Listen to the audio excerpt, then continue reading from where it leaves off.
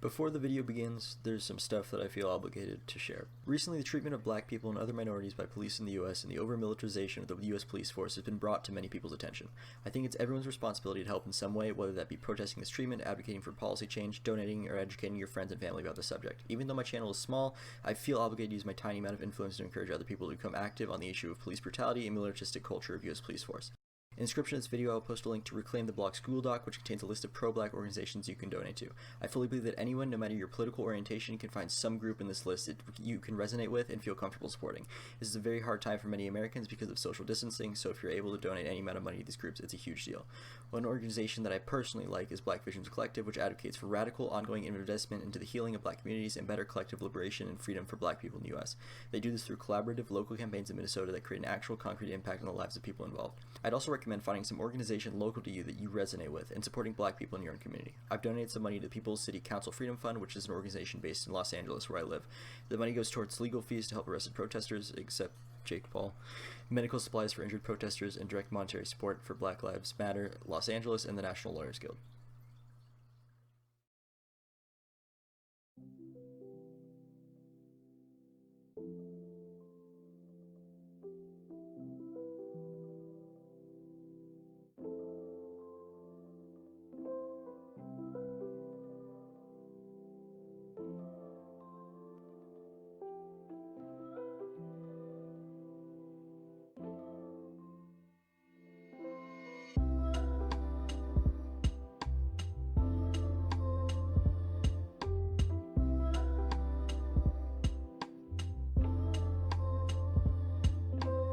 Hey guys, what's up? It's Dylan. I'm back with another update on the 100-gallon planted discus tank. It's been a few months since my last video, but all the fish are doing well, and I'm very excited to share with all of you. So, as you can see, this was actually recorded a little while ago. About a month ago, I added the fish to the 100-gallon from their quarantine. I didn't mean to keep them in the quarantine for as long as I did. However, the canister filter on my 100-gallon, I had a little accident in the pump. Didn't work for about a week, so I had to restart the cycle and recycle the tank and make sure that it was good before the fish were added to make sure that they were healthy. Everyone's in the tank doing well now. Everything's great. The only thing that you may have noticed is that the tank no longer has some of the taller stem plants in the back, and that's just because I simply don't fertilize the tank. It's low tech.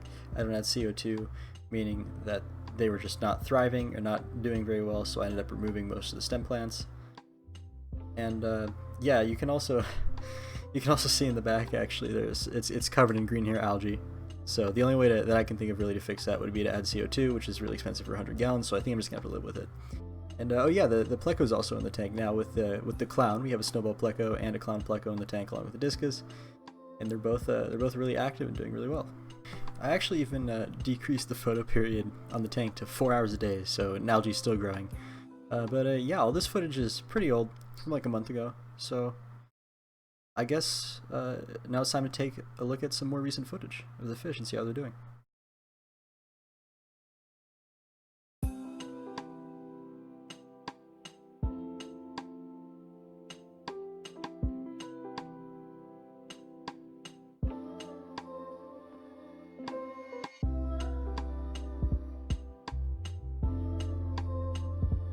Okay, so first thing that I'd like to talk about the discus is how their behavior has completely changed since being added to the main tank. First of all, one of the red melons, I'm not sure if you can see in this video, is getting way larger than the rest, and he sort of established himself as an alpha. I guess because of how small the 30-gallon quarantine was, they never really established a pecking order, but there's a very clear order now, and that red melon is at the top of it, and is pushing 4 inches, whereas the other discus are still around 3.5, and they're substantially smaller than him. Or her, I guess it could be a her too, I don't know. I know a lot of people prefer to grow their discus out to their largest potential size and be as perfect as possible, prefer to grow theirs out in bare bottom tanks, and I think that's amazing. However, I'm really enjoying just seeing the interaction the discus have with the plants. You can see in the video, they swim throughout the plants, they explore the hardscape. They're naturally just very, I guess, explorational fish, and I'm very happy that I decided to give them a scaped planted tank for them to live in, because I think they really appreciate it. Also on top of that, I feed them mostly, I still feed them mostly pellets with some beef heart. I feed them pellets, Discus Biogold, and Tetra color bits for their vitamins and nutrients that they need, and then for their protein and to build mass, like to get bigger, I feed them just plain beef heart. I don't really have any places near me that sell mixes, and I don't buy enough stuff online to warrant ordering some frozen beef heart and getting it shipped across the country to me. So I use the pellets for their vitamins and all that. I think the Discus Biogold is like spirulina and a bunch of stuff that you normally put in beef heart mix in it, and then I just feed them plain straight beef heart to get further protein. You may have noticed in this footage, I just realized the fish actually kind of look like they have ick. That's not ick. Those are bubbles. I believe I did a water change a little bit before this video started. Just know none of the fish have ick. They're all fine. They're all very, very healthy, and I wouldn't have moved them over from the quarantine if they were sick.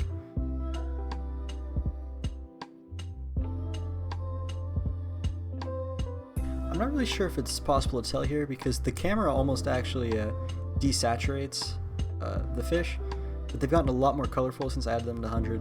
They're clearly more active and healthy, and I'm just sad that I didn't add them sooner, but I guess there wasn't really a way to avoid that because of what happened with the filter not working. The cardinal tetras, they're doing fine for the most part.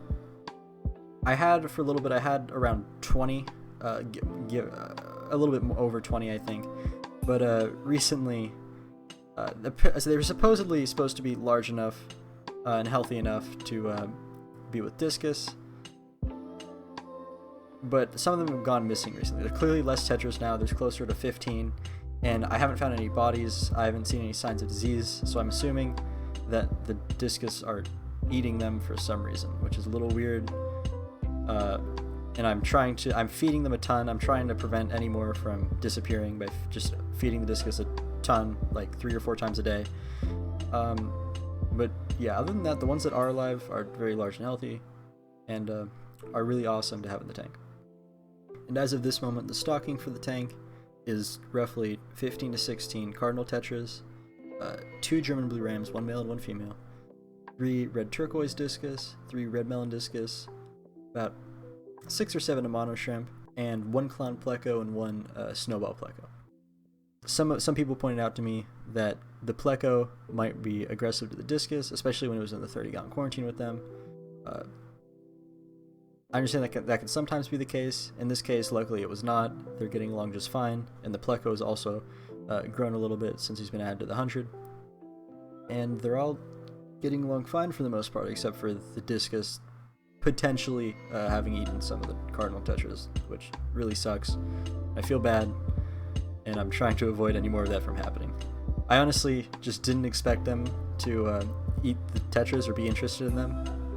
I didn't realize I'd see them as a food source, but as some of them disappeared, I'm guessing that that's the case, and I am taking steps to prevent any more of that from happening.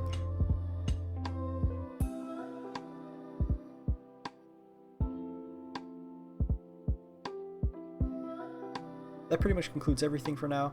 I'll post an update video when the discus are much larger, probably in a few months when they're all above 4 inches. Just to see how they're doing then and how the tank is doing then. And I might even add some stuff to the scape before then, so you can be excited for that.